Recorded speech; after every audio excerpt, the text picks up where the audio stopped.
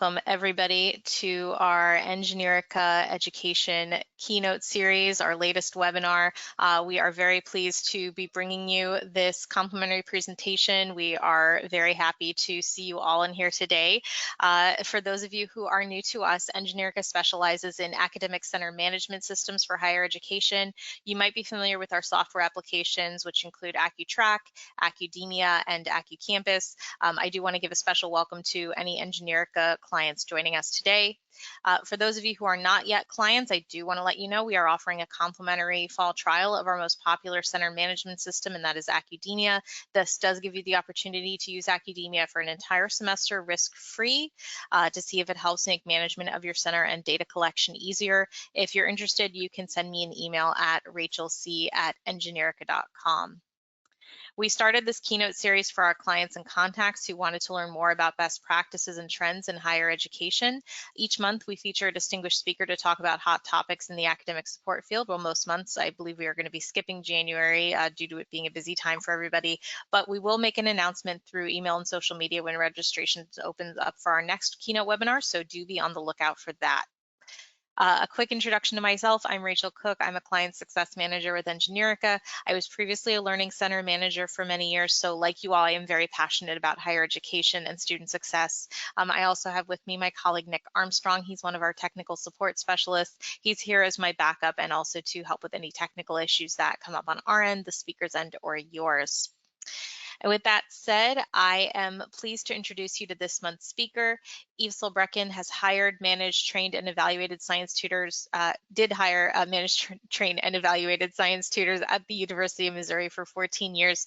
She also developed a highly successful academic coaching program called the Study Plan Consultant Program that served just under 1,000 students each year at Mizzou from 2013 to 2022. So without further ado, I am going to go ahead and Yve, I'm going to make you the presenter, and the floor is yours. Thank you. All right, awesome. Hi, everybody. Yeah, so I worked at Mizzou for 14 plus years doing what exactly Rachel was talking about, and this is definitely my wheelhouse. This is the kind of stuff that I love. And I'm starting now a business called Self-Teaching Tools that will be up and running in the new year. And it will be consulting on all these issues we're talking today, and also will be providing a program called the Study Plan Consultant. It'll be at studyplanconsultant.com for doing one-on-one study plan consultant sessions with folks who need it, and there'll be all sorts of things out associated with that. But for now, I'm just really excited to be talking with you folks. I am teaching this semester at a community college for a colleague of mine who needed somebody to take over her classes this semester. So I was very pleased to be able to do that, given that it was right at a change in my career, so it worked out that way. All right, so let's get back to this content that I love and adore. Let's see here. I think, oh gosh. There we go. All right, so Rachel, let me know if you're not seeing what you're supposed to be seeing. Hopefully you're seeing my... I'm seeing the presentation now, yep. Excellent, thank you. All right, so this is a great, well, I of course think this is an incredibly important topic. Every opportunity that we have, every time we interact with a student, we have an opportunity to increase all sorts of skills that they're in, and we don't think about it a tremendous amount in K through 12, that we're learning how to learn. And we are more now, we're starting to think about these things a little bit more. It's rough, as you folks know. K through 12 is just a challenging time to be, I mean, most people really don't spend a lot of their time in K through 12 as students focusing on knowing how they're doing and trying to gauge how they're doing and what they're ready for tests and when they're not ready for tests and how their preparation is going and what kind of students they are, what kind of skills they have, how they learn.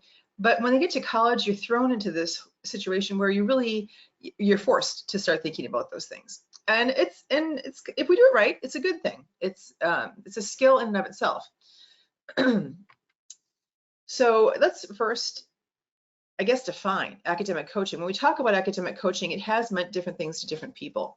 In general, though, what this is my term, studentship skills. Mizzou now does use this term, I am pleased to say, because it's so useful. So academic coaching is really helping students build their studentship skills. Well, what are studentship skills? So the behaviors, practices, and habits that a student builds over time that make them a successful student. And many of you who are in this field, you're aware of Malcolm Gladwell and his research in education and educational psychology and all sorts of things. But his book, Outliers, as you are probably many of you well aware, was talking about how that takes 10,000 hours. Data shows it takes about 10,000 hours to master any significant subject. And let's face it, studentship is a significant subject. You can be a good student. You can be it can be challenging to you to be a student.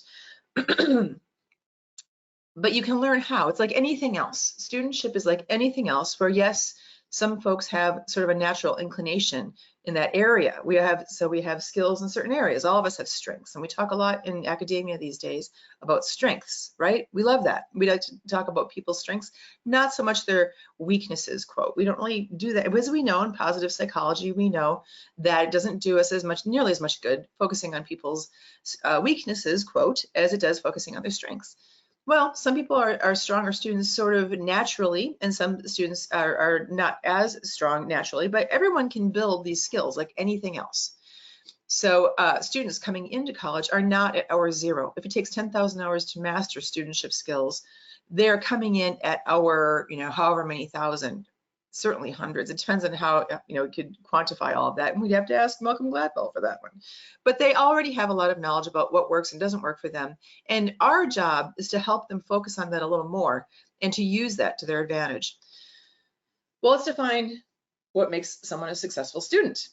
So something that I have driven home a lot to my tutors in the years I've been doing this, and to my academic coaches, is that a successful student is a student who achieves the academic outcomes they desire. It's what they want that matters. It's not what you or your tutors or coaches wanted as a student, or even what you want for them. It's not what their family members or their community wants for them, right? That's a tough one sometimes. We all come from communities or families that have certain expectations of us, and just even the rebelliousness in us sort of fights with that a little bit sometimes. But they need to find out for themselves what it is that they want out of this experience they're having in college. And many college students are still defining academic success for themselves. So we're in that journey with them. And that's part of our joy of doing this job, is we get to be in that journey with them. If you want to incorporate academic coaching skills into your content area skills that are taught during your tutor training, you're training your tutors to facilitate and the students they work with, here is your checklist. This is an outline of what we're going to talk about today. So elements there's two categories. One is elements to be included in the tutor training to facilitate studentship skills. And those are focusing on the individual student. That's an important thing. We'll talk about each of these in more depth, but identifying the studentship skills they are building, that individual student is building.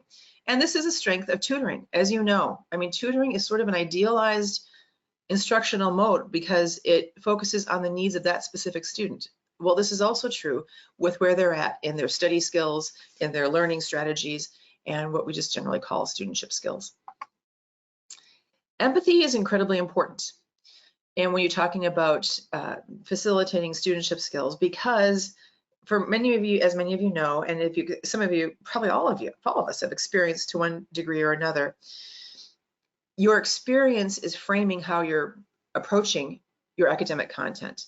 What are they experiencing? Because what has a lot to do with their experience. Also, it's nature and nurture, it's their DNA, it's how they grow up, it's all that kind of stuff. Whatever they are experiencing is legitimate for them. And we want our tutors to also recognize this. This is something they probably have not thought about a lot. We have a lot of tutors who enter tutoring in college not ever having a job at all. That is a heavy issue to me. I think about that sometimes. I think these folks, they've never worked with anyone in a professional capacity. Sometimes they may have done some volunteering or something, and some of them have had some jobs. They may have had a job at the local Taco Bell, etc. But this is really interestingly, a professional job. It's a career. People make careers out of this. They make careers out of tutoring. They make careers out of academic coaching. I mean, look at me. So that is, it's a serious content area. It's a serious experience for these students that we need to figure out where they're at. And that is a skill in and of itself. We want our tutors to get that. So in general, you start with what the student already knows about academic success and subject matter. Ideally, you folks are already, those of you who do tutor training, you're already doing this with the subject matter. You start with where they're at. As many of you are familiar with Vygotsky's proximal learning, ideas of proximal learning, you kind of approach a student from where they are. And that's true with their studentship skills as well as their content areas, knowledge. So you try to figure out where they're at, and you can just outright ask them. My tutors would out and out ask them. They would say, okay, so tell me what you know, right? And then we'll talk more about this. Build a community of respect for all students, tutors, mentors, professors, and TAs. This is something we really, again, sort of a new thing for many of our tutors to think about. When you hear, I guess, worst case scenario, might hear if you've got a tutor who may even put somebody down, even if it's a professor, or if it's, oh yeah, I had them too, and that was terrible. Well, that's not going to help anybody. I mean, it sort of empathizes with them and that they have, but let's face it, we need our tutors to understand where our colleagues, including our professor colleagues, are coming from, our TAs are coming from. I don't know about you, but I mean, the stuff that I've taught content matter-wise, I mean, right now this semester and in the past, I've taught physics at a local college, and I will tell you that's tough. So we want to build a community of respect for that, and that builds a community where all students are more comfortable talking about what they're struggling with. If we want them to talk with us about the things that they're struggling with, we need to build a community of respect for everybody. So I will talk more about this, bring coaches and tutors together for part of their training. This will be to a significant advantage to everybody because they will be able to refer people to each other, they'll know what each other is doing, and we'll talk more about building a toolkit, how tutors can build a toolkit to provide tools for their students. Build a habit of providing appropriate, genuine, and positive feedback. Many tutors, you'll notice, and you probably have already, that some tutors sort of have a natural knack for this. They sort of bring people into their sphere of influence. You know, they're warm and they're welcoming, and they tend to look for the good in people. Well, we need to do that with our students as well. We'll talk more about how and why. And phrase everything in a positive manner. That's sort of like a specific skill that we'll talk a little bit more about. And this is, I put asterisks around this one because this is true so much in so many things that we do in learning centers. Have the tutors do more talking, writing, presenting, and role playing than the tutor trainer. Just like we want to train the tutor to have the student do more talking, writing, presenting, and role playing, if that's an issue, but certainly talking and writing during the tutoring session than the tutor. We want the student to be doing the work. The more they do, the better they'll learn. Then you're going to have some program management skills that you're going to need to have, and things you're going to need to remember to reinforce these tutoring skills, to make sure that this all can happen. So we'll talk a little bit about you need to have an academic coaching program available for tutor referrals. There will be some things that a tutor cannot provide to a student because they need to talk primarily about content area. So they need time for that. And as you know, tutor sessions are relatively short. So we can have academic coaching wrapped into the tutoring session, but it can't be entirely about academic coaching. So sometimes students will need a full-on 15-minute or hour-long or whatever it is that your appointments last with someone talking with them specifically about these things. This can look very different, and it is scalable. I'll bring this up again a little bit later. This is scalable to your size of your program. Everything we talk about here today is appropriate for any size institution. So we'll talk more about that. You want to hire for these skills and build on them in training because, again, some folks have a natural inclination to it, and some people, frankly, have a desire to do this stuff, and some people maybe not so much, and that's okay. These skills do fit neatly into tutor training certification programs. So you want to assign these elements to the requirements that, for instance, CRLA or whatever has. They have a lot of requirements, and you have to identify in which training session those elements are existing so that you can check that box. Well, this content is going to serve a lot of purposes for your tutor certification. For instance, diversity, disability awareness and accommodation, etc. You will want to weave multiple content learning techniques and academic coaching techniques into one training session. The more you integrate it, I talk to when I lecture to students or I give presentations to classes, I talk about weaving content together, talking about it in deep, rich ways, so that on the test, when they get these questions in different ways that are not exactly what they were on the homework, they're able to answer these in an intelligent manner because they've thought about these things more deeply. Well, this is true in tutor training as well. They're going to be working with different kinds of students, different types of issues, and the content and the studentship skills are all involved in all of that. So your tutor training should involve all of that. So your studentship skill training, your academic coaching training is going to be embedded in the content area. You can have a certain short bit of time when you talk about some of these things that they need to be thinking about and working on, but then you need to put them into practice. You need to have them work that into their other training sessions, and we'll talk about that. Make sure you include these skills in tutor evaluations, tie raises to these trainings, and make sure that your tutors know this. We'll talk a little bit more about that, and incorporate these skills into your everyday department language, and promote your community of support across campus and build respect for your tutors and coaches that way. It will build upon itself if you do this all right. So again, all of this is scalable and can be economical. If you have questions about that, feel free to ask them at the questions slide. I do have some ideas on how you can do this. And I have done this myself. My study plan consultant program that I put into Mizzou at the University of Missouri was very scalable and economical. I'm very proud of that, and I've done a lot of presentations at other conferences about that. So all these things can be done. Your training can be done, your supervision can be done in an economical way. Okay, so we're going to talk about this first chunk of content where elements to be included in tutor training to facilitate studentship skills, and then we'll take a few questions. So focusing on the individual student, they need to identify studentship skills that the student is building. So recognizing that and thinking about that is going to be new to them. And each student is an individual. It is a strength, but it is different than what we think about. When I see new tutors, so many of them think lecture. Right? They're going to talk about someone will ask them a question and they will either just outright solve the problem, or they'll sort of tend to solve the problem. We train them out of that, right? But that is their tendency because this is what they've seen, they've done before. In addition to that, they are going to want to tell students, if you did this, this would be better. If you did this, this. But you want to first see where the student is at. It may not be where your tutor thinks they're at.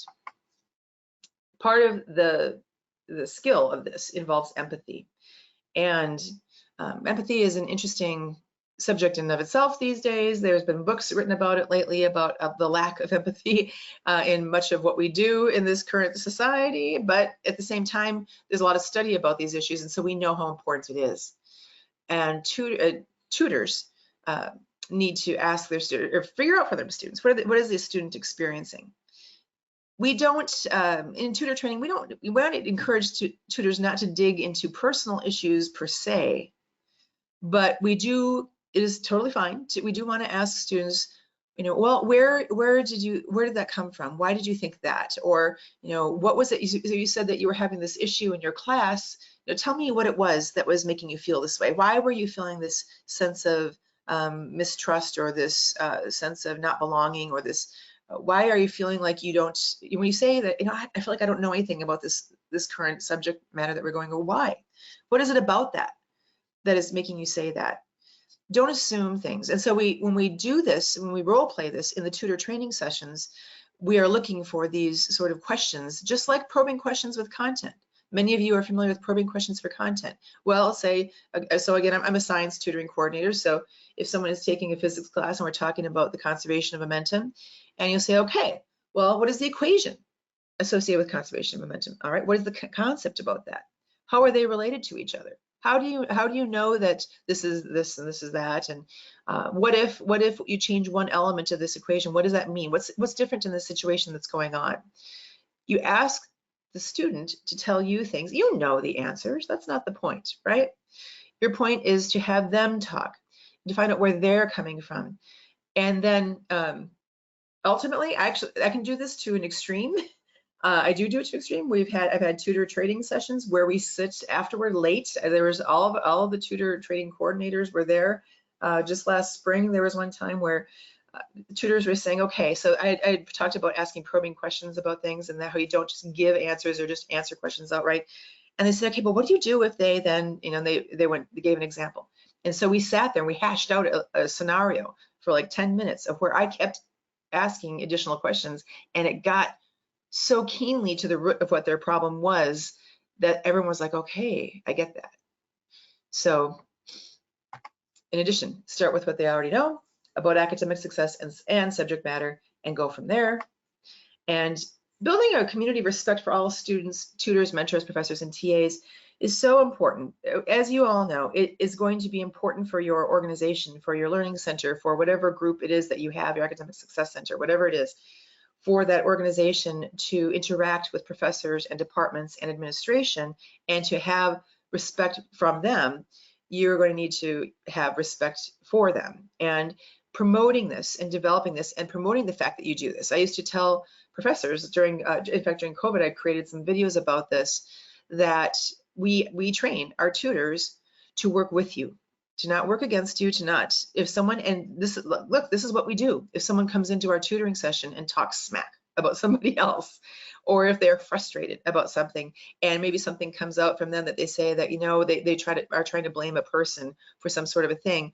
Well, for some sort of, maybe they think that somebody got something wrong in a content area, or somebody was being disrespectful, something. They say, well, when you're a professor working with 250 students, or when you are a TA who is teaching all of this coursework for the first time, and you've never done it before, and you're probably not getting an awful lot of training and leadership on this, and you also have to do research, and you also have classes you're taking, that's kind of a tough go of it, So I'm loath to sort of point fingers, but I can say this. This is just an example of what I'd say to a student, right? So I can say this. If this TA or this professor, what they said is not working for me, what can you do instead? What can we do instead? Let's brainstorm. Let's think about what we can do to work around this issue. So saying it this way, I have said nothing negative about anybody. I've made no negative assumptions about anybody, but I am building a response that works for the student. I'm building a tool that works for the student. We're doing it together. And if they do it with me, they'll give me that constant feedback that I need to know that this is jiving with what they're thinking. This works for how they work. So we want that community respect in everything that we do. The way that we function, the way that we talk to people across campus, everything should emulate this. And the students will feel that as well. And they'll be more likely to talk openly and honestly about us, about what's going on. If they are not talking openly and honestly about us, about these issues with us, including with the tutors, they are not going to be able to resolve an issue or to give them tools to use, because they don't even know what tools they need to give. They don't know what the issue is they're trying to address. I do think it's good to bring coaches and tutors together for part of their training. I realize some of you may not have academic coaches, but just so, and we'll talk a little bit more about this in the next section after the questions, the first question session, which is coming up soon here. But if you don't have an academic coaching program per se, you still have academic coaches, because you are something of an academic coach. Maybe a tutor is going to ask, what, can I meet with the student just to put together a study strategy for them? Can we do that and work on that? They really like to have a good study strategy going forward. And I would just like to meet with them for one session to be able to do that. Great. They're acting as an academic coach. Maybe there is someone else in your department who does these meetings with students periodically, and that person is acting as an academic coach. You can, in fact, the program I'm developing, the self-teaching tools program that's called Study Plan Consultant, Study Plan Consultant program, you can actually outsource some of these things and just have, it's pretty inexpensive, just hire a few appointments to have for students.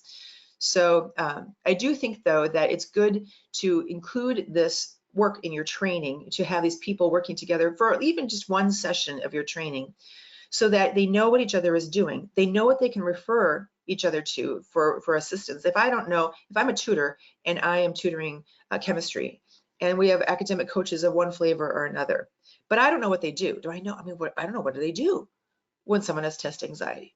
Do they just talk them through it? Or do they know where the testing, is everyone the same that has a test anxiety, or is it different? How do they manage that?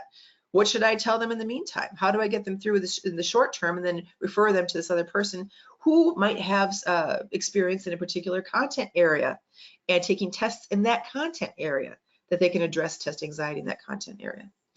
So getting them to know each other is very important. They're each other's strengths, what they do. They can promote, you can promote, and the tutors can promote referrals from one to the other that way. And then you want your tutors to build their toolkit out of these sessions, out of these training sessions. So what does a toolkit look like for a tutor? This is the Studentship Skill Toolkit. You want them to have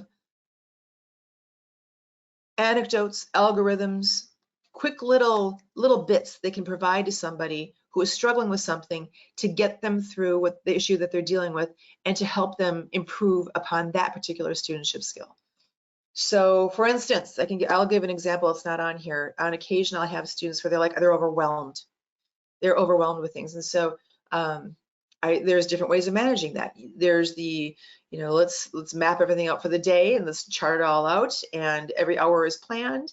But then we also talk about the fact that, well, does that work usually for people? Honestly, not great for most people. Sometimes we put together amazing lists and amazing plans, but following through on them is the challenge, making that work. Maybe you don't even, I'll often talk to students about how I particularly, when I put together a plan for the whole day and everything is mapped out, I actually rebel internally against my own plan. I don't want to even tell myself what to do every minute of the day when I have no flexibility, no spontaneity. It sucks. So for me, but this does work for some people. But for me, when I'm talking with the student, I give them other options. Maybe you're a person who's going to say, you know what, I need to get these 5 things done today. I don't know when exactly I'm going to get them done, but these are my priorities. I cannot go out. I cannot do anything. I can't be watching TV. And frankly, I can't even get to bed until I do these 5 things. And that works for an awful lot of folks that I've worked with. You may have them do some structuring, some not structuring. So there's different ways they can do it. There's some examples, also other things that I talk about with students. In particular, I've done a lot of presentations on these issues, but I also do this in my tutor training. I have an online tutor training element that I provide a video for them on and some of these issues, and then they fill out online a response to it, and they give feedback on those and how would they implement this in their own tutoring. So that's the online aspect of their tutor training.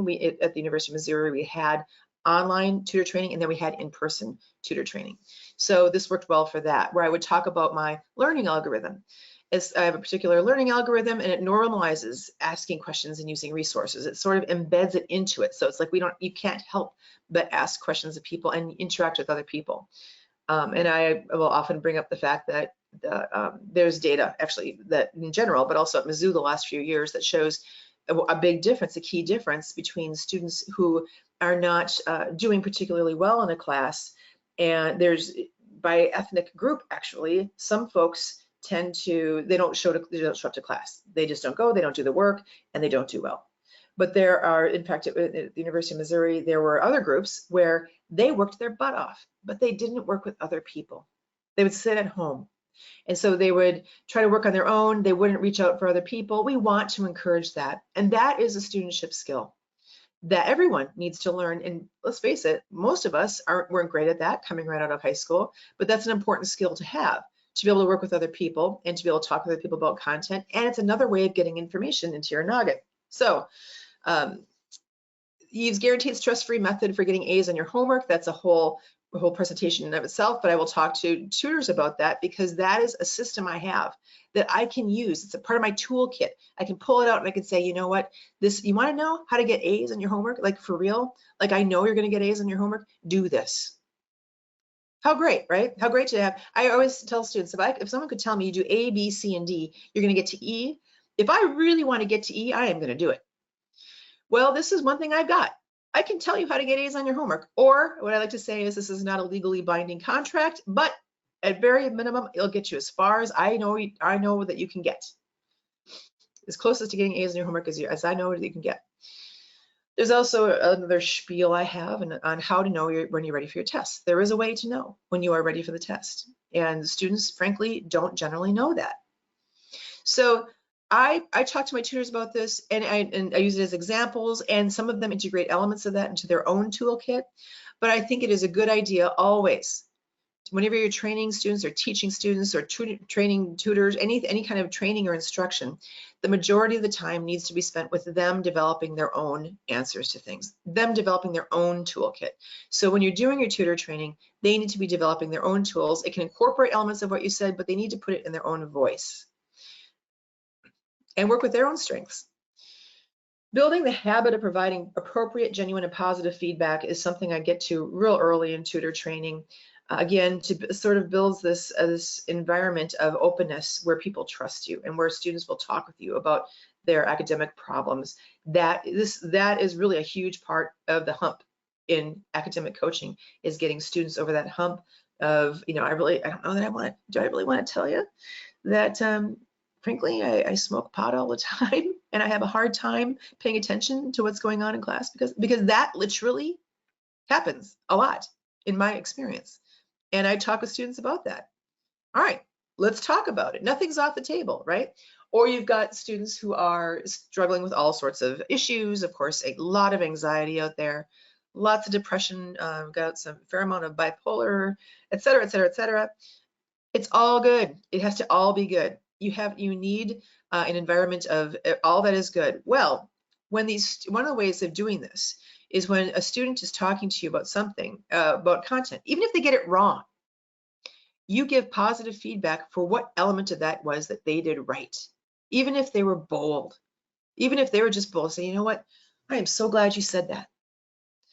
Because blah, blah, blah, blah, blah. And I don't have to tell them they're right. I don't have to tell them that it makes sense even to me, but I am impressed that they said it. Thank you so much for saying what you just said. Genuine, it needs to be genuine, it needs to be authentic, positive feedback. I like to give my tutors and tutor training an example of how when I was teaching, when I used to teach music, I taught music for many years, even in the same time I was doing lots of other stuff. I've taught it on the side a lot. And I was teaching at Yamaha for quite a while in the late 90s. And there was this little girl. We were teaching a group class, 12 students, each with a parent sitting right next to them. And this little girl was somewhere between 5 and 7 years old. And she was a sweetheart and she was adorable. And she was very meticulously playing her little one-handed piece. And then we taught second hand. So we had the first time, hands together, and the keyboard, and she was there. And I said, okay, so you all practice this. I'm going to come around and see how you did and how it's going. So I came up to this girl and I said, okay, play your piece for me. And she played it so carefully. And then she folded her hands in her lap. And she sat there very quietly. I said, excellent. And she beamed. She beamed. Like she looked at her mom next to her like I had just told her she was the most glorious thing on the face of the earth, because we live for that, right? So I use that as my example in tutor training, and we'll talk with them sometimes about what are their examples of positive feedback. I don't know, but y'all, when I was in law school, there was a professor who talked about my paper to the rest of the class in a positive way. I thought I was going to die of happiness. It was fantastic. We still are like that as adults. So we want to wrap that into everything we do, and we want to role model that. So when our tutors do things, you're going to be doing some role modeling and of these content area, even things that you're doing in tutor training. You want them, again, to do as much as they possibly can, and you want to give them positive feedback. Always positive feedback. There's always positive things to say. Phrase everything in a positive manner. All right. Lastly, before we get to our questions, have the tutors do more talking, more writing, more presenting, more role playing than the tutor trainer.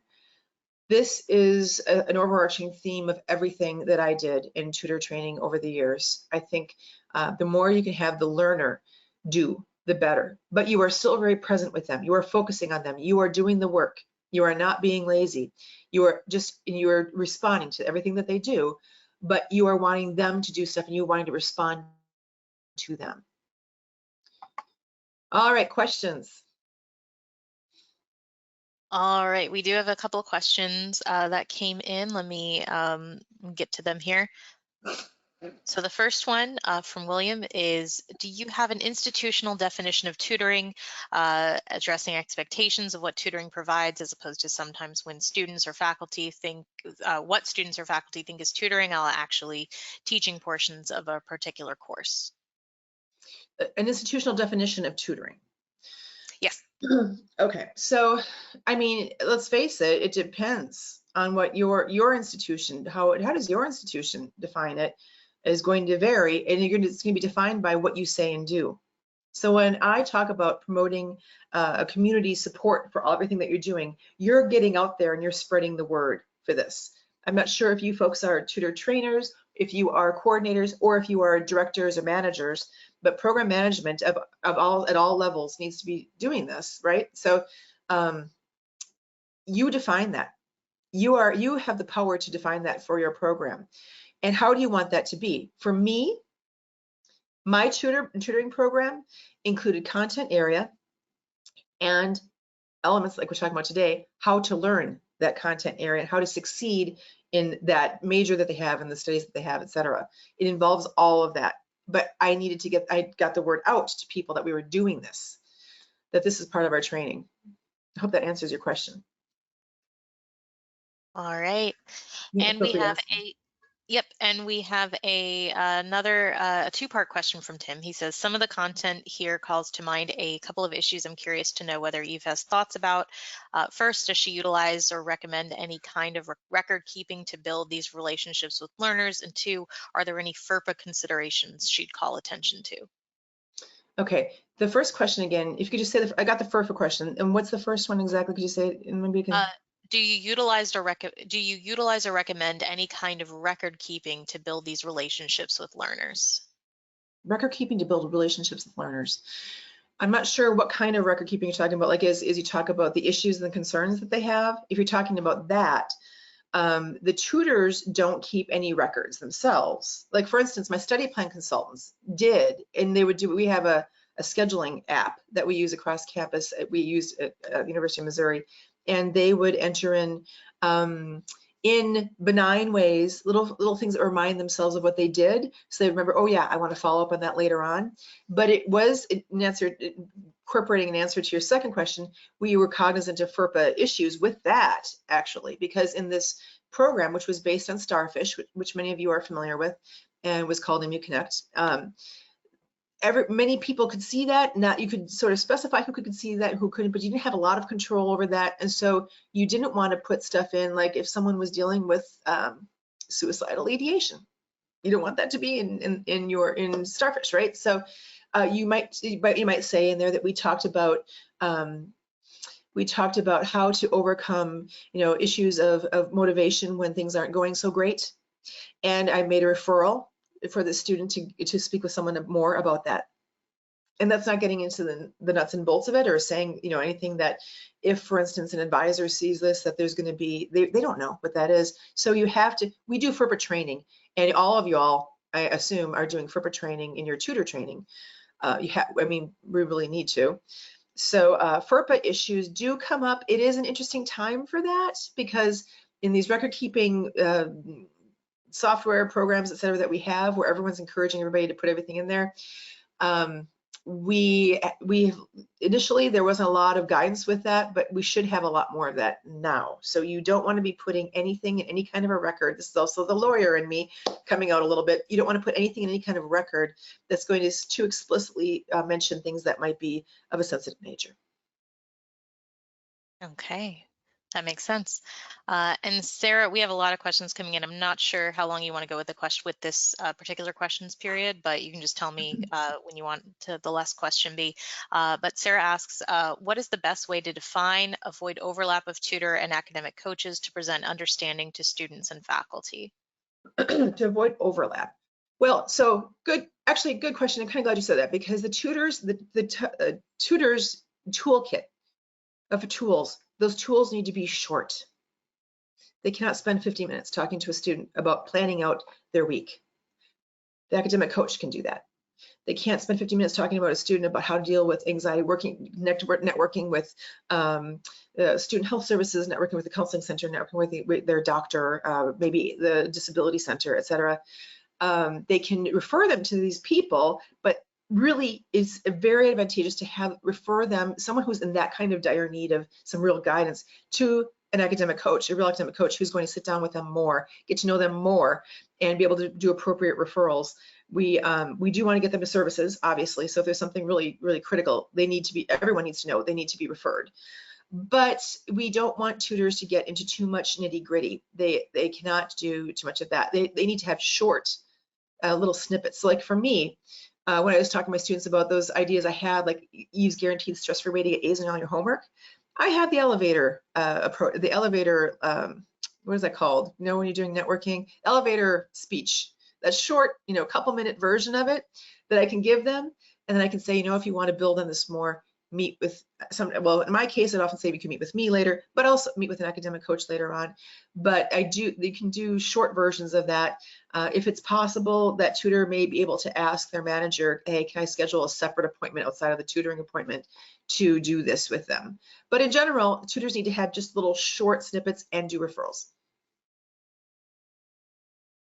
All right, awesome. And then Carrie asks, what's the best way to recruit tutors? Oh, we will talk about that in the next session. I think it's a great segue into the next session, because when you're talking about hiring tutors with a focus on, additionally, what we're talking about today, academic coaching skills, we're going to get right to that. So let's do that. Let's go back to we'll get to the rest of these questions afterward. I'll stay as late as you guys want afterward. But let's go back to the presentation. Can you just pop that back on? Do I do that? Do you do that? I got it. You got it. Not sure. From the beginning. All right, fine. Oh, no, that's what it was. All right, excellent. Oh, poll. Let's do a poll. All right, poll. Okay. I'm just wanting to know, folks, if you have a tutor training certification program that you work with, so you get certified. So if you're, the one question says you're pursuing it. If you already have it, that would also count. So if you already have or are pursuing tutor training certification, that would be the first choice. And then, yeah. Yep. So answer. So we have 39%, 44%, 50%, 52. The answers are coming in, and they are surprisingly evenly divided. Oh wow. Okay. Okay. Not completely evenly, but pretty evenly. We've had 70% voted. Let's give it another few seconds. Just let me know when you want me to close it. Right now I'm seeing 72%, 73. Okay. Well, if you think it's a good time to stop it, go ahead. Yeah, it's kind of slowing down. I'll give it another 10 seconds. Okay. And we'll go ahead and we'll close, and I will go ahead and share the results. So it looks like we had 37% said they have or are pursuing a certification from an outside company, 39% developed their own training, and 24% do not have any. Wow. Wow, you weren't kidding. That's pretty close to almost a third. Mm-hmm. Okay. I'm gonna close those results and it'll go back to your screen. Okay, thank you. Okay, wonderful. Well, interesting. Okay, so we'll just have to make sure that we're catching all of that. Okay. Okay, good to know. We're gonna get into that in just a second here. So first thing is you do want to have an academic coaching program available for tutor referrals for those reasons that we just mentioned. Again, though, this is scalable and it needs to be economical for whatever your size and your type of institution it is. So it could be you. I mean, it could be you. I have learned, one thing I've learned over the years of doing this, and I remember, my director and I would talk about this a lot, how we were always afraid that we would have too much demand for our services and we wouldn't be able to provide it. And we never had that happen.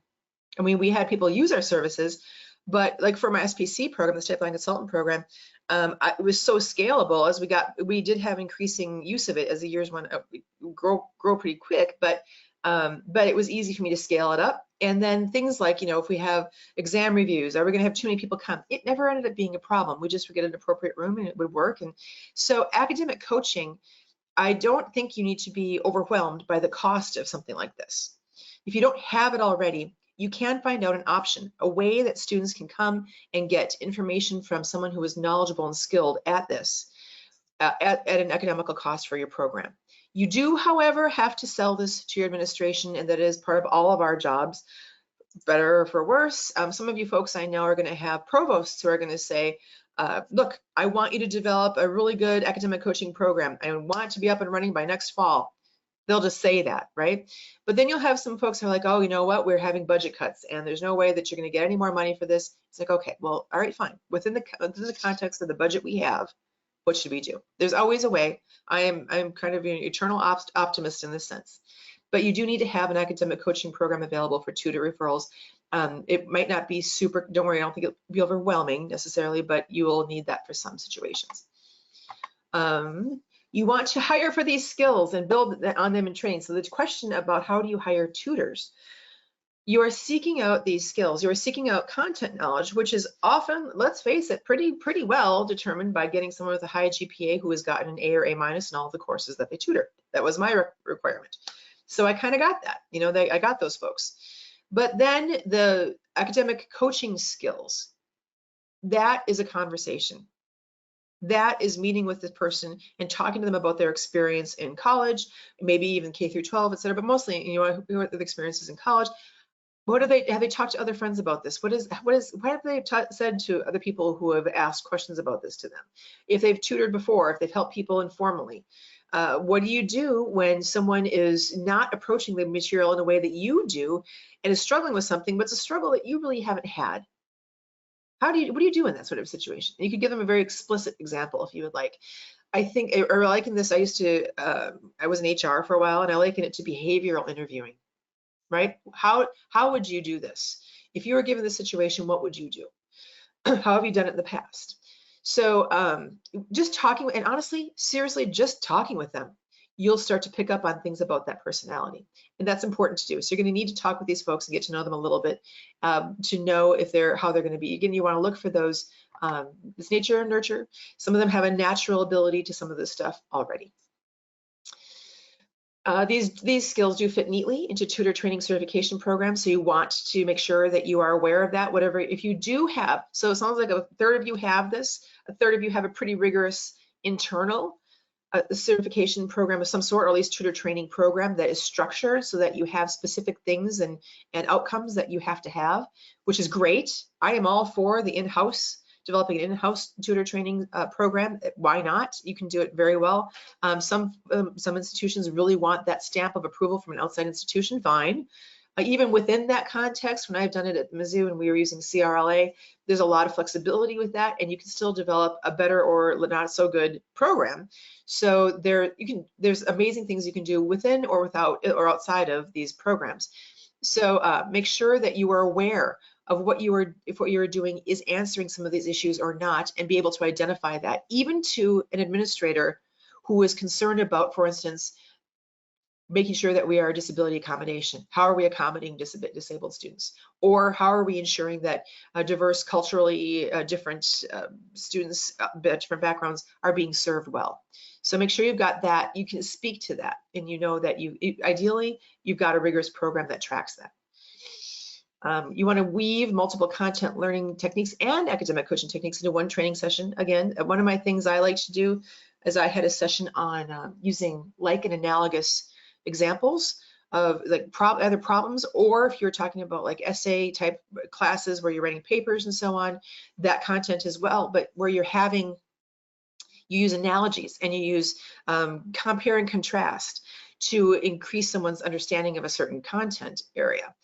Well, when I would teach that session in tutor training, how to use that, how tutors can use like and analogous scenarios and examples and concepts to increase their students' understanding of a subject or of a type of problem that you solve, I would have them role model it just in small groups, and then I would have one person or two people sometimes at different times do it in front of the whole class.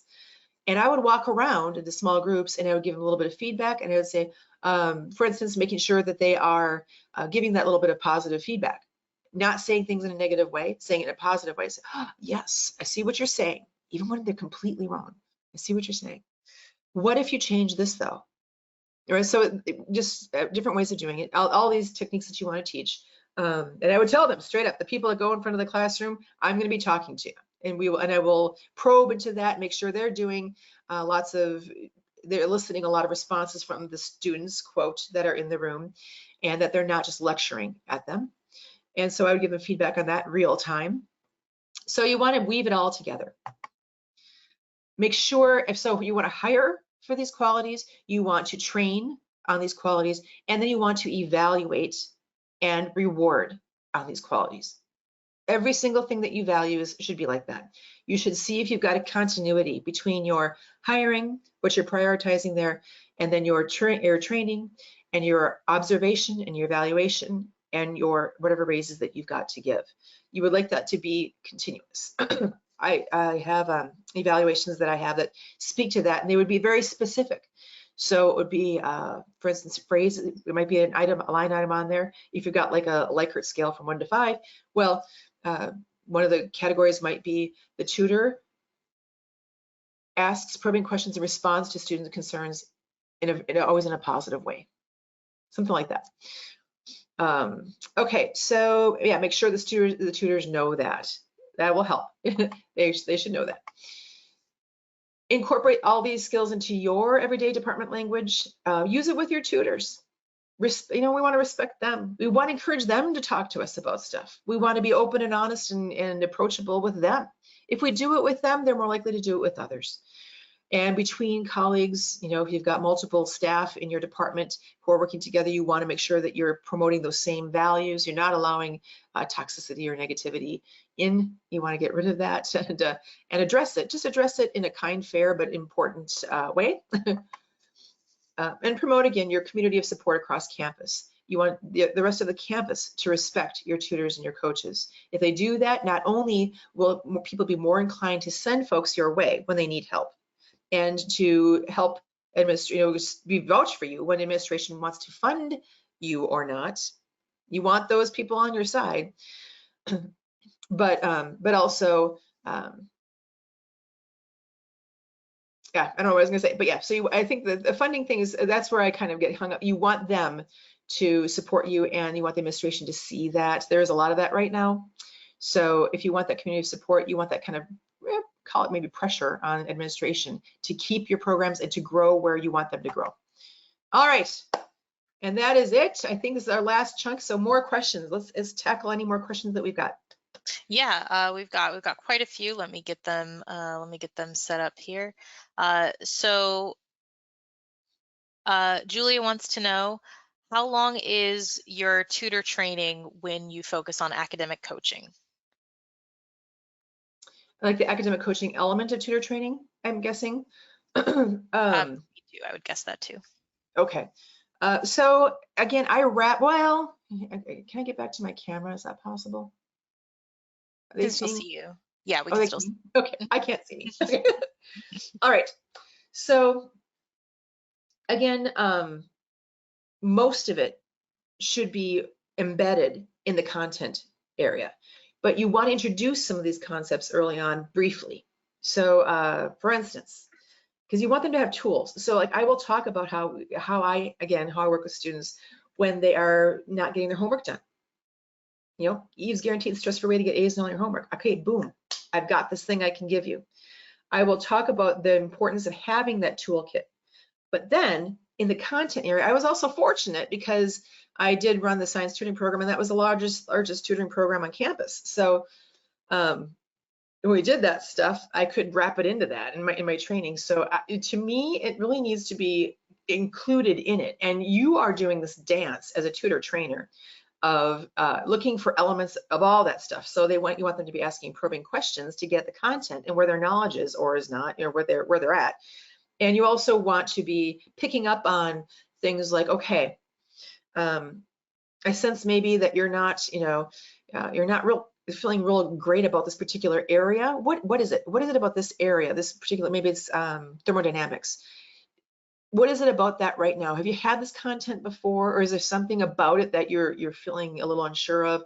And then so you can probe some of those things, because if someone's really stuck You're going to have to probe into that stuff. And you want to do it real time. You want to do it in the and so for me, actually, another advantage to the way that my tutor training happened was that I would have multiple subjects in the room. I'd have tutors or multiple subjects. And when we did these small group breakout sessions, one tutor would at a time would they put together their how they would use like and analogous examples in tutoring to help increase their students' understanding of some content area that they are going to be tutoring.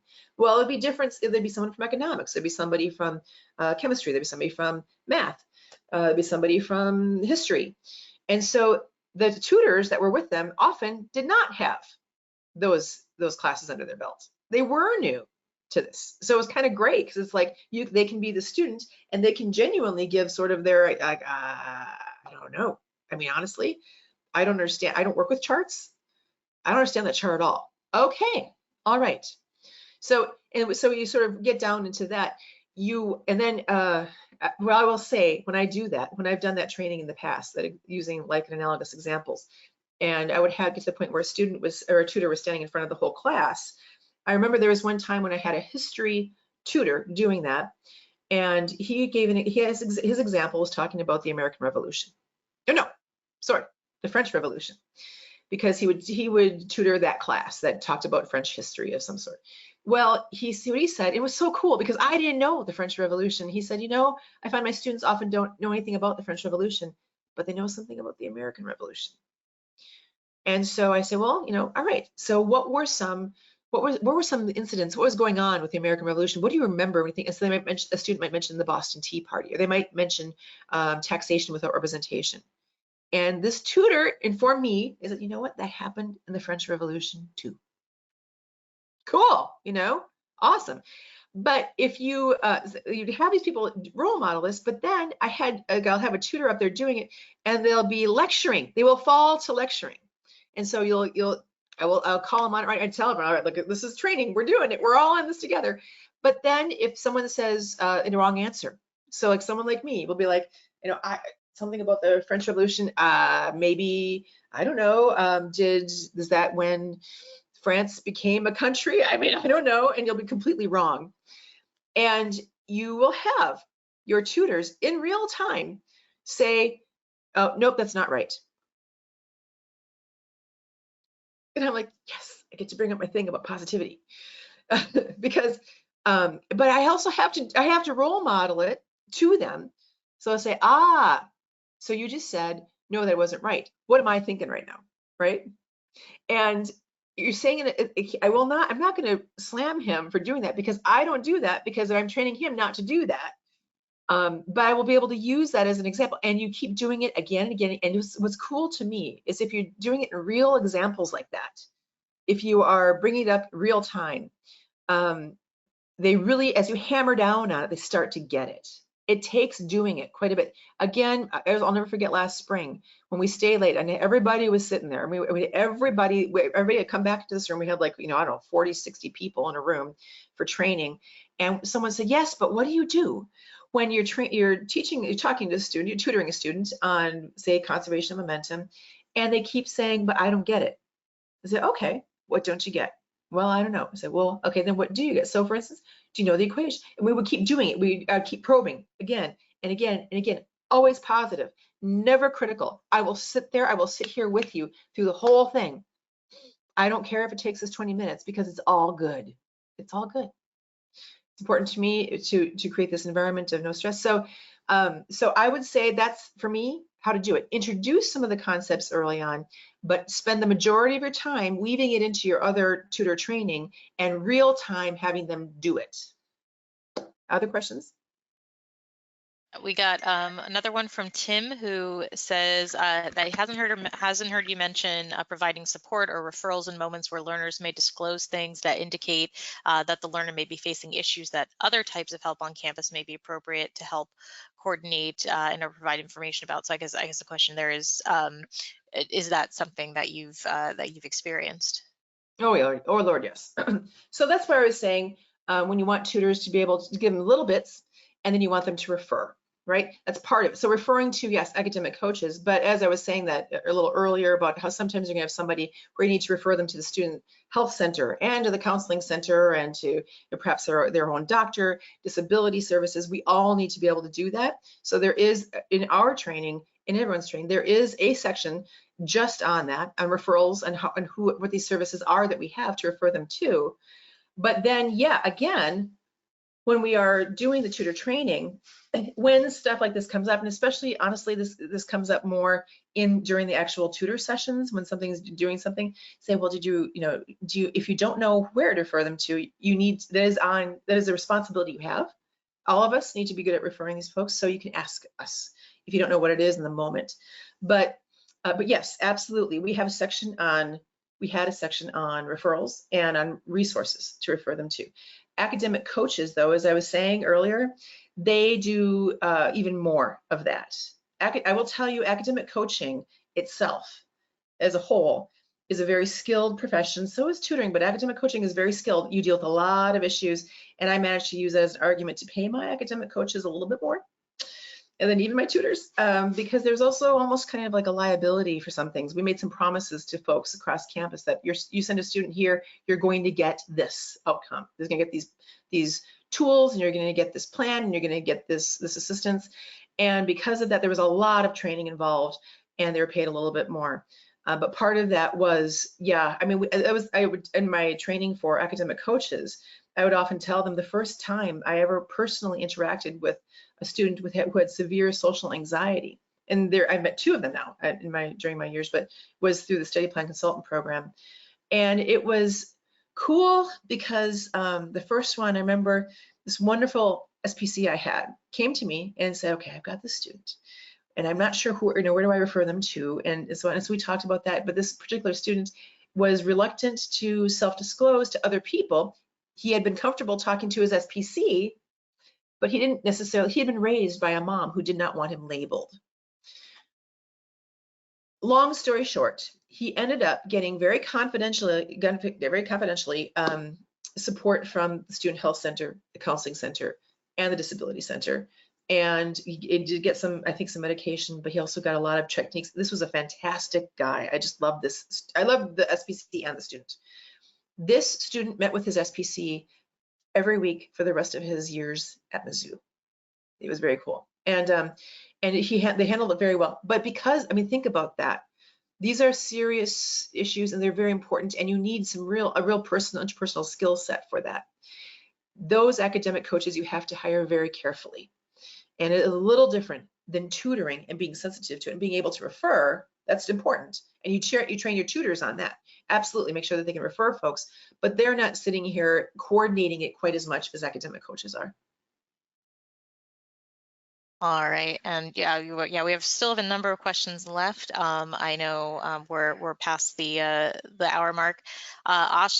Jocelyn says, what advice would you give to a tutor who encounters distressed students regularly? Well, so distressed students regularly, I'm wondering if it tends to be like, if you mean like you have a student or two, and those couple students come in a lot, they see the same person again and again and again, or if they get a smattering of lots of different distressed students, because I think that would be different. If you have the one student come in a lot for the tutor, first of all, I would praise my tutor, because what that means is that student is comfortable coming to them. I would also remind them they are not a therapist. I always do that even with my academic coaches, even though they coordinate some things and they refer things, they are not a therapist. They are not the doctor. They are not the person who decides, disability services stuff, all that stuff. But they are all about how do you get through your academics comfortably with all these things going on. So the tutor, if you've got a tutor who's got someone coming to them regularly, again, you don't want them to feel the burden of expecting them to be the student's therapist, but you do want them, they really need to refer them to we would probably do the counseling center, would probably be what we would have done at Mizzou, but whatever your flavor of that is. And if there's anything, you always have in all of your tutor training, whether it's, I don't care what your program is, it's content, a little coaching, all that kind of stuff.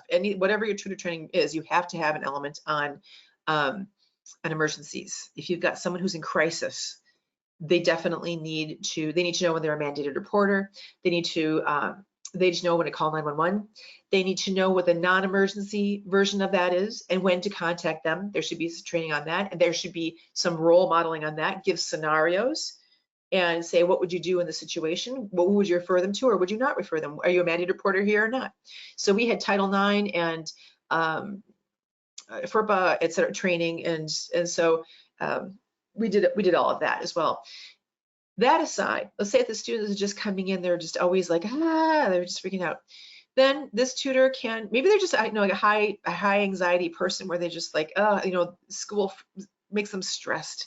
And maybe they are working out, maybe they're talking with the therapist, but even the therapist says, go to tutoring. That's part of your strategy, right? Cool that they're trusting that tutor. I want to encourage that. I find that works really well. I have a bunch of mottos, and one of my mottos is that people tend to become what you tell them they already are. So your tutor, if they are having to meet with a student and you can see they're like, this student's always stressed out, what do I do?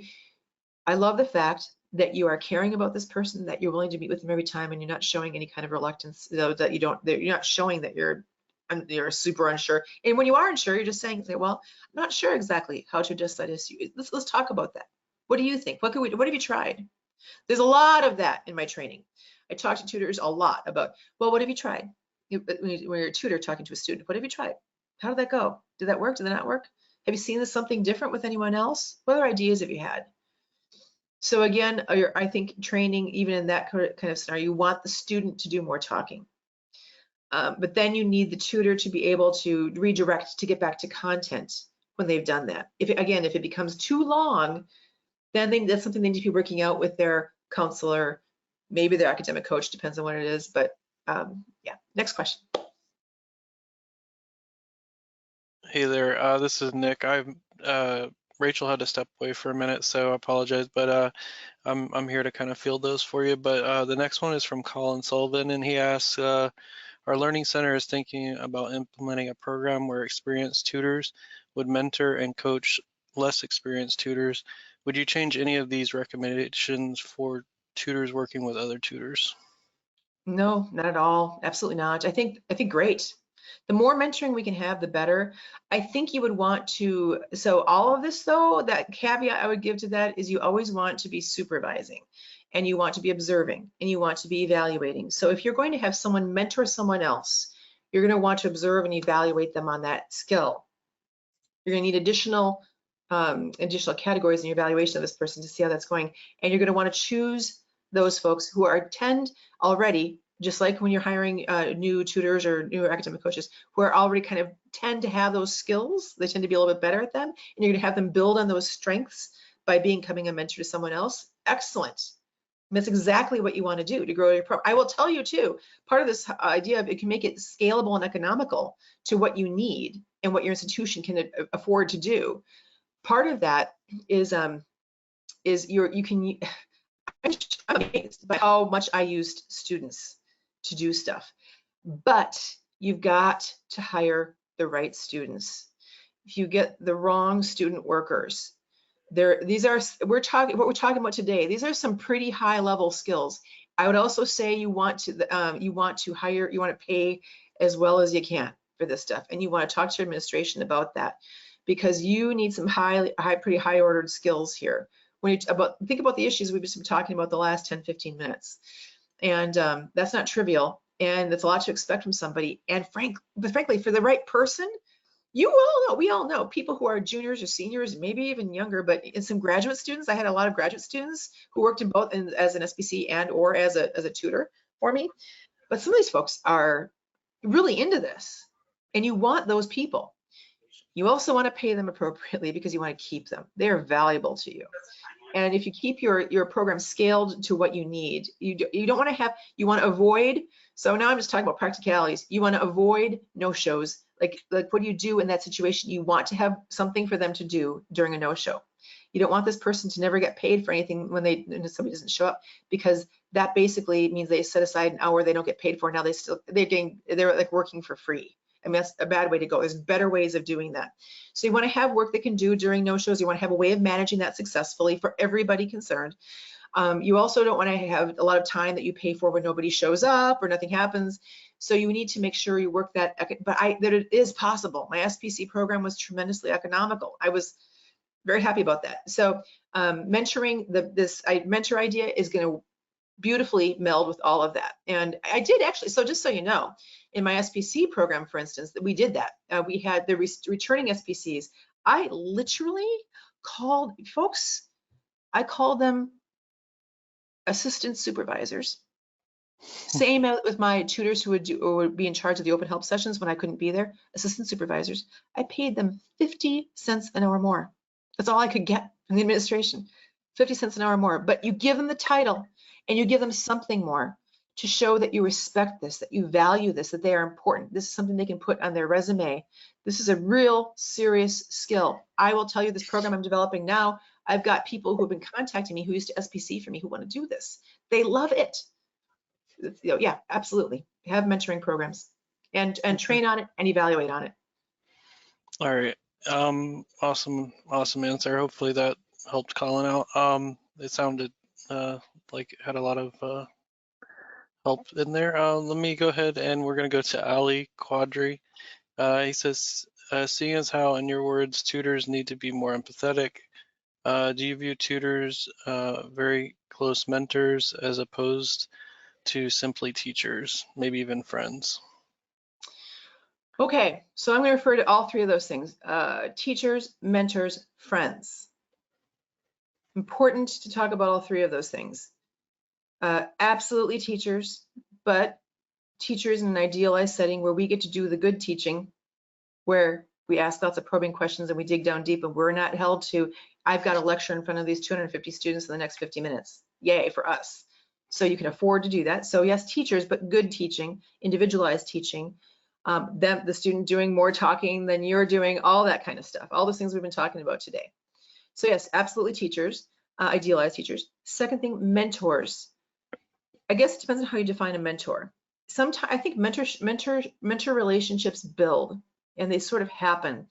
You have people who are literally called mentors. We have, you probably have this in your institution, we did at Mizzou, where we had lots of different mentor programs with different, like you had lots of different pockets of programs that were on campus, and then they would have mentors to go along with it, where they would mentor the newcomers, new students that were coming into the program.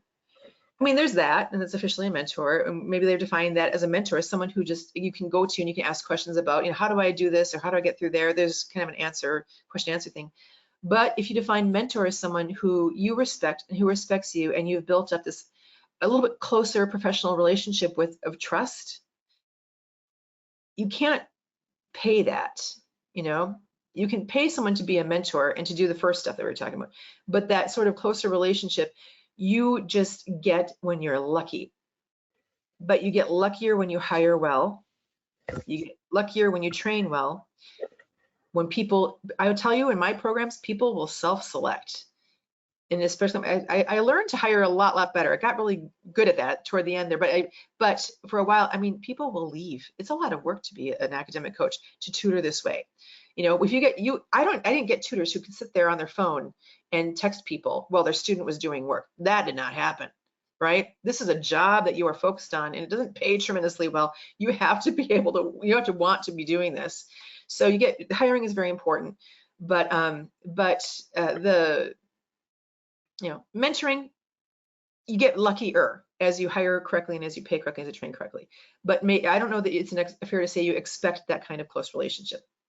Not for you to really to say, you're just doing things that sort of lead into that more often. Friend is very different. You can't expect anyone to be friends. You can in your professional capacity. You can be acquaintances, business friends, professional friends, but you want to discourage, for instance, any kind of romantic relationship, right, between the two. So you want to keep that very careful. We talked directly to that issue in tutor training. But as far as friends go, they do sometimes, my tutors, yeah, they became friends with some of their students, et cetera, but more likely it was more after the end of the semester, you know, try not to mix business and pleasure too much. If they've got a buddy who's coming into the tutoring session, it might be good for them to see somebody else. Awesome, thank you. The next one we have here is from Edward Taylor Sr. says, what emphasis would you put on critical thinking skills? Critical thinking skills is incredibly important right now. I probably always has been, let's face it, but let's talk about fake news. Let's talk about misinformation. I mean, misconceptions. When you talk science education for a long time has been hammering down on misconceptions, etc. Critical thinking is intrinsically academic coaching issue, because you're developing those metacognitive skills where a student is either able to say, you know what, I get that, and that they know they get it, or they think they get it, but they don't really get it because they haven't been challenged enough in it. They don't understand, they haven't been questioned too deeply enough to get to underlying issues. So when they get to the exam and they take the test and they ask a different question that's different than it was approached during the homework, they get stuck because they thought they understand. I have a whole spiel on this too, another little motto: our mortal enemy, solution recognition, or question, that answer to the model essay, right? Where a professor gives you the answer to something and you look at it and go, oh, yeah, that makes sense. I could do that. No, you couldn't, because you're going to be given something that looks different than that. You have to solve lots of different problems, like an analogous examples help right here, like an analogous problems. Or write lots of different essay answers and talk about lots of different kind of conceptual answers, depending on what field you're in. You have to do that in order to really understand the content, and you need to understand that you need to do that to understand the content. So, yeah. Did I answer that question? I'm trying to get back to what the question. Yeah, no, I think so. It was what emphasis would you put on critical thinking skills? Yeah, all of that's critical thinking. Yeah. Yes. Yeah, it's inherently an academic coaching issue. There's another one. I don't know. It's like maybe more of a theory, but it's like, can true empathy be taught? Someone kind of posed out there, but I don't know if you want to speak to that or not. Yes. So it's like everything else from what I've seen. It can be taught, but there's also a genetic and experiential element to it. So some people are naturally more empathetic and some people are less. But yes, of course, it can be taught, and it can be built on, really. I mean, the only person that you're not going to be able to build empathy in, you're not going to be able to increase empathy in, is someone who, for instance, has a strong case of antisocial personality disorder. If you've got someone who maybe narcissistic personality disorder, there's some things like that where they are severely limited. And frankly, this is probably not the career for them. And you do want to be able to see that. That's why you want to talk with your people carefully. Be very careful hiring academic coaches, for real. Tutors also, very much so. But whoa, yeah. So empathy can, and again, I would say like most other things, it can be taught, but it can really mostly be built on. So if you have some, you can make more. But if you have none, but let's face it, most of our students are not psychotic. So, right? Yeah. So it can be improved upon for sure. Okay, we have another one here. It looks like Samantha Tackett, PhD. Please clarify if we train in-house to support CRLA and CLA certification. I don't know if that was. I think that was a reference to the poll. Hi. Oh, okay. But yeah, so I think the next question would actually be from Carol. And it said, it's talking about tutor referrals. How are they held accountable to attend? So I assume the student being held accountable to attend the tutoring session. So that is one of the ways in which it is, like it or not, it's a good thing that we have some of these like starfish tracking programs. When you make a referral to something, and this is, I know in Starfish, for instance, this is something on kind of a need to know basis. You know, not everybody can see it, but when you refer someone to something else, you do note that, especially if you have any kind of legal concerns that might pop up later on, you do need to note that. You cannot make somebody go to a counseling session. However, when you see them the next time, you can say, hey, did you go to counseling or how did it go? What'd you think? Oh, you didn't get there? Oh, Are you going to go there soon? Okay, cool. You know, I'd really like to hear how that went. Next time, could you tell me? That'd be great. I'd like to just hear what you thought of it. You know, I've heard good things about it, and I'm just wondering if you'll agree with that. So that's important. So encourage that. You're following up is something that tutors are not always great at, and it's definitely a skill that you'd want to build, because following up, and this is something that I always tell my tutors, you can give your students homework. You know, you're like, you know what? I really feel like it would be a great thing for you for getting ready for this test. If you went over, see those problems at the end of the chapter, and those particular ones, because your professor really seemed to get into that section, into that topic. I'm wondering if you could solve just a few of those, and next time we meet, let me know how it went. That thing where you're asking for your students to come back to you after they've done it. It encourages them to do it, and it tells them somebody gives a rat's butt about them. I was going to say something else, but this is going to be posted publicly. So it tells them that somebody cares about them. And that's so important. Again, this is that empathy thing, right? I mean, the care, we are talking about sensitive issues here, and we are trying to give that kind of support. The other thing I want to mention, and I know already, just because you guys are in this field, and I know I've talked to, right? We've talked to each other a lot in general in this field. And there are people here I know who have walked a student over to the counseling center for an intake right away. And I have done that. And on occasion, I've had one of my staff do that, but more often they'll just talk to me about it and I'll take the student over. But on occasion that does happen. You don't force them to do it. You know, you say, you know what I want for you, this is another one of my spiels, one of my mottos, what I wish for you. What I wish for you is to feel relief from your anxiety now, if possible. The sooner the better. I don't want you going through your days, these next couple of days, still having this tension in your head. I mean, I want some relief for you. How would you feel about going over right now and just doing a quick intake session with somebody? I mean, maybe it would help, right? And so, I would encourage your tutors to do that. If they are not of that personality, or if you are, and I can understand this too, you maybe don't want to have them have that level of responsibility. You might always though, make sure that you want to tell your tutors to talk to you. I tell my tutors, anytime there's any serious concern, someone is in some serious distress, I need to know. The sooner the better. They all have my cell phone. They text me. I need to know. And so in some of those situations, I might come down from my office and go over to where, or whatever, and just, you know, come over and do that myself. Say, you know, John said that you're dealing with some stuff, you know.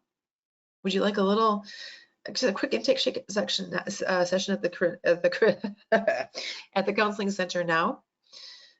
Because I found them to be pretty nice people. It's super confidential and no one ever knows about it except you. I mean, what have you got to lose? So you could try it. They always go. Always. Because I mean, honestly, I find that if they're talking to you or your tutor about it, they're comfortable talking with someone about it. All right. And then Tim asks, what modifications, if any, do you suggest when learners are English language learners, such as immigrants, international students, Generation 1.5 students, etc.? Yeah, so sometimes your international students or your English language learners have usually they have additional supports on campus to help with some of these things. They are there usually through a program that it recognizes the need for additional supports for their English skills, etc. Empathy, again, is going to come in very strong here. It is difficult to be in another, and you want to have this conversation with the tutor who is working with this person, especially if you're doing one-on-one sessions or they come into the open help sessions routinely. You want to talk to these folks and make sure, and you want to observe and just make sure that they're being empathetic. How do they know if they're struggling to understand what the person is saying? How do you say that to somebody and have them rephrase it without offending them or make them feel bad? Because we want them to come back. And a lot of that is just speaking to them face to face and pausing and waiting for them to answer, taking time. So talking through that with the tutor is really important. You want the tutor to have the skill of patience, of cultural sensitivity that, for instance, sometimes some people are coming from countries where working on mathematical things, it's a shameful thing if you don't do it well, right? And you don't talk about it with other people. Well, in my fields, physics and chemistry and stuff like that, there's a lot of math, and I've had people say to me, I'm supposed to be good at this stuff because I'm from whatever country. And like, and I'm like, it's math. I mean, please, you're good. You're good. You're good. You know, and we keep talking about it. But you want your tutor to, and I always tell my tutors, they need to have their own way of doing that. You know, they're not going to have the same mannerisms as me, but what they say needs to be in a compassionate way, said in a compassionate way. So there's the only difference really is that they're going to, maybe it's going to need to be a little bit slower process. Maybe they're going to need to have someone repeat things. Maybe they're going to you have to listen very carefully. You might need to be in a space where you don't have a lot of external noise, things like that, right? Who knows? There could be some things that come up like that. But that will be, I would say, unless you have a lot of English language learners in the situation, in which case it would be good to do a group tutor training session on this. Otherwise, for me, it was infrequent enough that it was more of a one-on-one conversation with my tutor.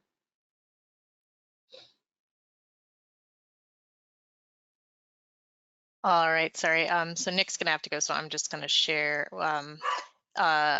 Well, Nick, you can just leave. It's okay. I'll share my screens just a second. But Denise asked, can you share the materials you're talking about, like how to get an A on your homework?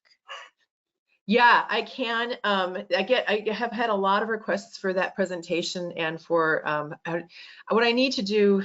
You know, I would say shoot me an email at selfteachingtools@gmail.com and ask for it that way, because what I really need to do, what I want to do, because I've had this request so often, is do a video on it, and then I could send you a link to it, and that would be, for me, the easiest way to do it. For me to type out what I do, it's like a thing, you know. It's like I don't even know how I would type a narrative about what I do when I do this thing, when I talk to students about it.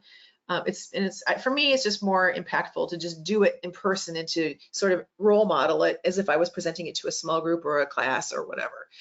So you go ahead and email me at selfteachingtools@gmail.com, and just tell me what it is that you're looking for. There's going to be a few of these things that I have done a lot in the past that I'm going to be putting into a video and posting on YouTube. So I can send you a link to that. Okay, and apologies if you hear my dog. She's decided to start barking. Carla asks, how do you evaluate tutor performance and determine a need for additional training, especially when tutoring is being done remotely or online? So you observe.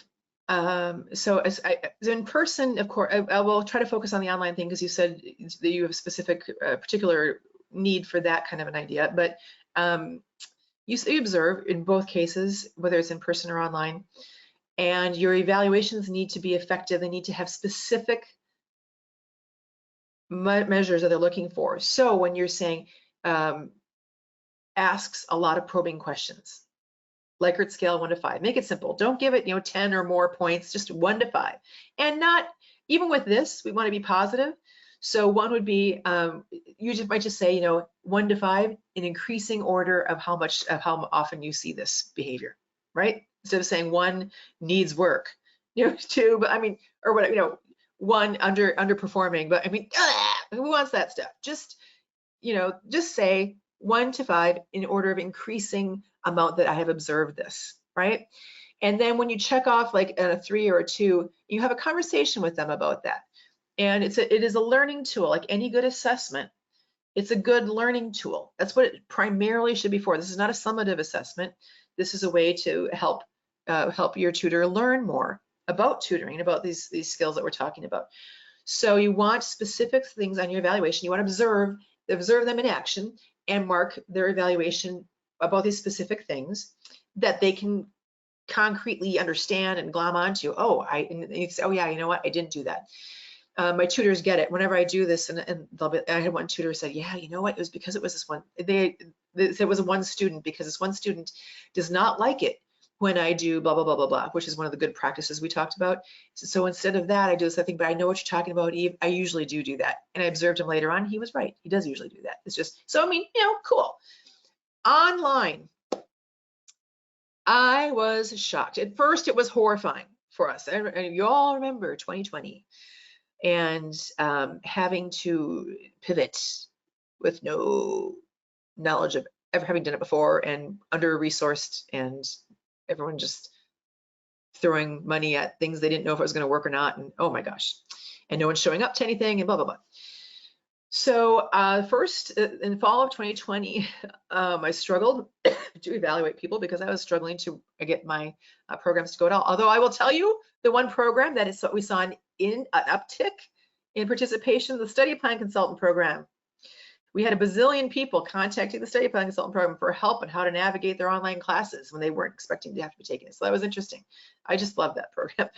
But the next spring, it was so cool. Spring of 2021, I did evaluations of my tutors online, and I just watched them and I just sat amazed. I was like, I did see a couple of folks, a couple of tutors where they would be like very soft spoken and they wouldn't say a lot and they weren't and I'm like, well, this is feeling like drudgery. It was too slow. There were too many gaps and not enough. It was not very, but then I observed, but most of them, these were tutors by this point who had been working with me for a while. I didn't hire any new people to speak of. I mean, I didn't hire many at all that 2020, 2021 during that first year of COVID. So these were experienced tutors and I was so impressed with them, but you need to watch, you need to sit in on the online session. We used Zoom. So I mean, I sat in the Zoom session and I'd observe and I had my camera off, but I would also initially have my camera on and say, hey, to the students, it's like, I'm evaluating, Josh here, and this is what we do. It's all about them, nothing about you. I'm so sorry that, I'm not still myself real super familiar with the online stuff. So I'm hoping that this feels okay to you. And they're like, oh, it's fine. They would always do that. It's okay. My focus is on Josh here. Thank you. And I would watch, and I saw my tutors do the skills that we talked about online. And I think though that was significantly in part because they had been doing it already for 1.5 semesters by that point. Really 2 semesters. They had started the second half of the spring of 2020, and this was now the end of spring of 2021. So, so very, very possible. And honestly, if you have any specific questions about that, let me know. But basically, you need to be in on the online session. You need to observe, make an introduction, make sure the student's okay with it. Turn your camera off, mute yourself, observe, fill out the exact same form. Hopefully you provided your tutors with the training and the tools that they need to teach the material online.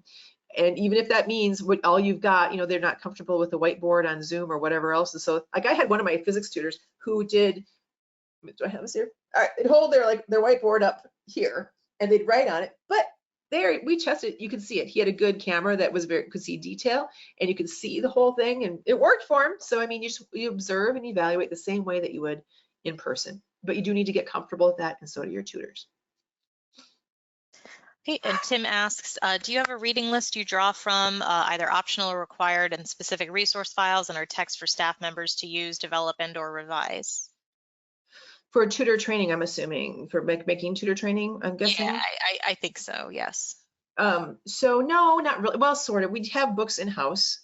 What I find, both, I'm going to be honest, both with my department at Mizzou and other departments that I've been at, they've got books all over the place, but they're not very exciting and people don't generally read them. And they've had some so a lot of us have taken graduate courses in education in some shape or form. So there's concepts that we're familiar with. And when we talk about Vygotsky, a lot of people know about Vygotsky. When we talk about, anyway, so like wait time, right? We talk about wait time when you talk to students, that's like the SI instruction stuff.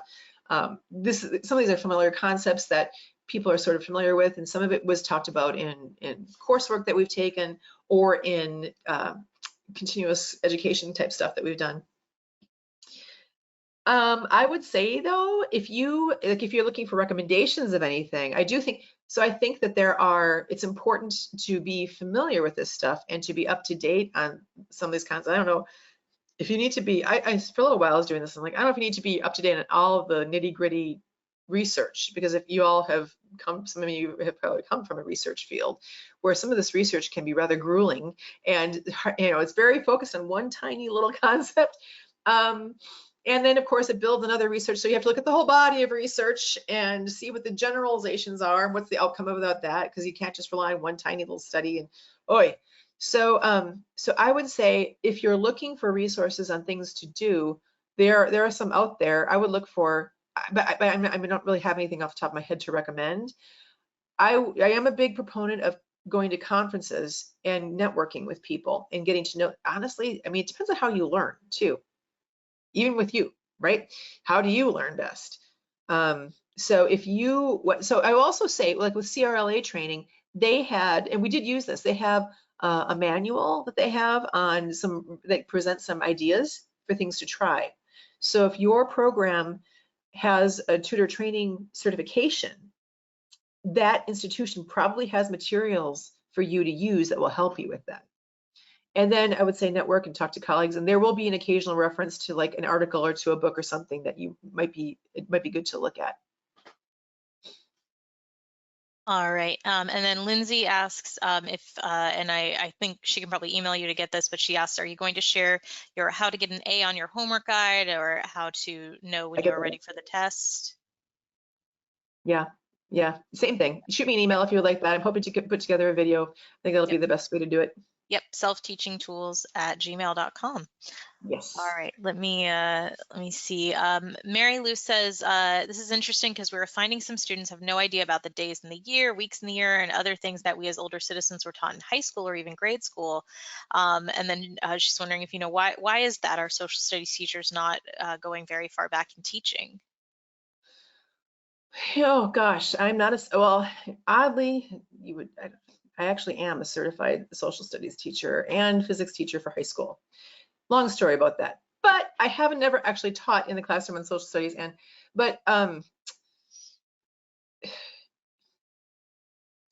don't know. It's like cursive, you know. I mean, many places aren't teaching anymore. Some places are, and some people, other people are really irritated about the fact that it's not. Some people are like, why? I don't mind at all. We don't need to know it. I don't need to know it. I do think, for instance, with me with cursive, my view on the cursive is that it is useful because it is faster and it looks nice. Both of those things can be useful if you want to write a pretty letter to somebody, or something that's attractive, a pleasant looking letter. And also it's faster. I mean, sometimes we need speed, man. I need to get stuff done. So anything that can help me get stuff done faster and accurately, still accurately, is I'm all in. But the way that things have been taught are different, and different school districts have very different methodology, different standards, different abilities, and different finances and stuff like that. It's, as we know, it's incredibly unjust, the discrepancy between different school systems. The wealthy, the people who pay a lot of property tax, tend to have nicer schools and be able to afford to hire the most trained, experienced, educated people. I remember when I got my physics certification for high school, I was informed I was one of 2 certified physics teachers in the state. It's tough. So I don't know. I mean, if you're not learning the days of the week and blah, blah, blah, I think if, all I know is in college, at the university, we take our students as they come. And if they don't know that stuff, all right, I say this all the time. Okay, cool. Where do we start? I'm in. So take them as they are. Have your tutors take them as they are. That's a big thing. Tutor training. I literally have told tutors. I had one tutor come into my office once, so they said, I am so frustrated. This student, I don't think they're going to class. They don't know anything. And I'm not here to like go over stuff they should have known in high school. And I said, actually, yes, you are. You can explain to them that because you're doing some of this earlier stuff, you don't know if you're going to be able to get through, like get to talk to all of the homework that they want to talk about today, because it is more time intensive. It's going to take you a little more time. But I guarantee that this student, given their situation, at the end of 50 minutes, if you go over 2 concepts in depth, asking lots of probing questions, probing down to find out where they're at, praising them for what they do know, making them feel confident and feeling good about this, and having them trust you and be open about this and not feeling like you're being critical of them. At the end of that 50 minutes, if you ask them, they will be thrilled. If they go through 50 minutes where you are frustrated with them because they don't say, I literally have heard tutors say to their students, oh, this is something you should have known before. No, there's no such thing in tutoring. Tutoring is a one-on-one focused on the student, your situation, the idealized instructional method. So I would say, if they don't, all we can do is take them as they come and bring them into the fold. Cool. You know what? You don't know where do you know what you don't know? Okay, cool. All right, let's start there. You may have to remind them that you can only get through so much material though. All right, and we're down to the last few questions. I know we're almost an hour past our time, but thank you, Yve, for being so generous, and I'm sure the audience has appreciated it. William asks, do you use professional tutors only or peer tutors as well, and how long does the training typically last? We use almost all peer tutors. Generally, so I like to hire. I like to hire my tutors, but again, how you hire them is very important. You want to hire people who kind of have it in them already. But I hire people who are high achieving sophomores, beginning of the sophomore year. You need to train them in. I don't care what their age or stage in life is, they need training. They need to understand how you do things, how you prioritize things, they need to understand these values. Some of them will naturally get kind of up to speed much more quickly. They've already done some similar things, but many of them will not, and they might even kind of think old school about content and again the lecturing style and stuff like that. So most of the tutors I've worked with have been peer. I don't know that I would call them peers, right? Because these are people who have taken the class before and got an A or A- in it, and are probably a little bit older and farther ahead than the student is. They're peers of a sort, and they are not peers of a sort. I always tell my tutors, realize your student looks at you as a subject matter expert. For better or worse, you have to let them know that you don't know everything, but you have to be honest about what you don't know and about what you do know, so that they also realize that you will be upfront about all of that. So when you do talk about something confidently, like you really know what you're talking about, you really know what you're talking about. And if you make a mistake, you own up to it. Oh, because on occasion someone makes a mistake.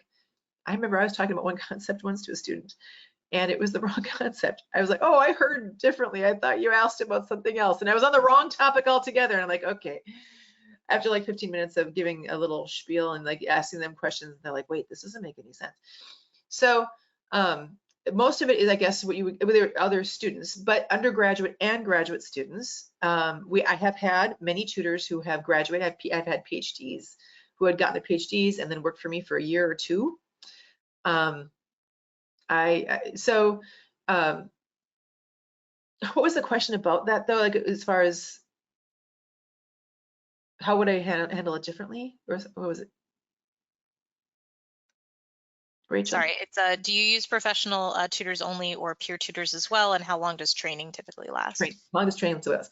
So training for us there was an online component that they did first, and it was a few hours. I think it was we paid them. You always pay even by law you might need to make sure that you do this. Pay your folks for their training. We did 4 hours of online training, and it was a lot of viewing and reading and responding and giving their summaries of what they would do and their ideas, or typing that in there. And then built on the online, at least for me, the stuff that I did, the online stuff, I would bring up again in the in-person training on the assumption that they had done the online training and that they remembered it. And they did, honestly. I mean, let's face it, these are good students. They learn from all sorts of models, from all sorts of methods. It's crazy. And I'd be like, so do you guys remember when I talked about blah, blah, in my video? And they'd all be like, yeah. I'm like, well, dang. So a little bit of online training. Then there's some things that can only be done in person effectively and efficiently. So like using like an analogous examples, even when last spring, we started out the semester online just for the first couple of weeks, but then we went to in person. We held off on my session on that because it was such a good one to do in person and get into those small groups. And then you can do breakout sessions and so on, and you can work it more or less to good effect, but it really is benefits from being in person. And then you can have everyone turn around to the front and you have one or two do it to the whole class. It's so effective. So we still though, even before COVID, we did a few hours of online, a full day, a workshop. I would call it a workshop, but it's like a full day of training. So we'd pay them for 7-8 hours, something like that. And at the end, it was meeting with me, or whoever the coordinator was, but the science folks met with me. And then it's the evaluations, and that is the mandated stuff. That would take care of the mandated stuff that we had for CRLA certification. However, what I say goes on, well, and I would have like somewhere between 60 and it got up to 100 tutors sometimes. So it's hard to do all those evaluations and those observations. But what I would say is the 100, by the way, is way too much. But I did a lot of one-on-one talking with my tutors. When you go and you sit in the open help sessions, or when you do your observations, the conversations afterward are great. And usually, honestly, because those evaluations speak to the training that you had, they'll even start finishing your sentences for you when you talk about it. So, and I remember this, I had this one wonderful man, young man, who tutored for me through last spring. You know, I would just sit there and watch him, and I'd watch him do all the techniques that we talked about. After I'd be like, dude, I don't know what to say. You're spectacular. He would have a group of students around him, and he'd be seeing to the needs of all of them. You know, they'd have different abilities. He'd be up there, and yes, say he would be sort of doing some lecture, a little bit mini lecture stuff with drawing, but they'd have them go up there and add to it. And it was just like, he was so good. So yeah, so hopefully that answers your question. And there's every year there's a new set of training, especially last year things changed a little bit, but prior to that there's a level 1, level 2, and level 3 certification you can get through CRLA, and I suppose other programs have similar levels, and I do think yearly training is important. All right, and then Mary Lou asks, as far as hiring tutors, is it better to hire a younger person or a retired teacher or someone that has long-term memories or knowledge of learning? You know, I don't know that long-term memory or knowledge of learning is going to be a super big issue one way or the other. I think it depends on the skill, and again, meaning that they've had some innate skill, but also that they've built it, you know, through experience. I think that's what really matters. And I think that could be any age. It could probably be multiple different, like someone who's been a teacher, someone who never has, someone who worked in industry, someone who is another student, someone who, I mean, I've had tutors who are like in graduate school for journalism or something, but they had a physics class they did very well and they tutor it, you know. So, I mean, there's lots of different things. You want to look for these skills that we talked about today.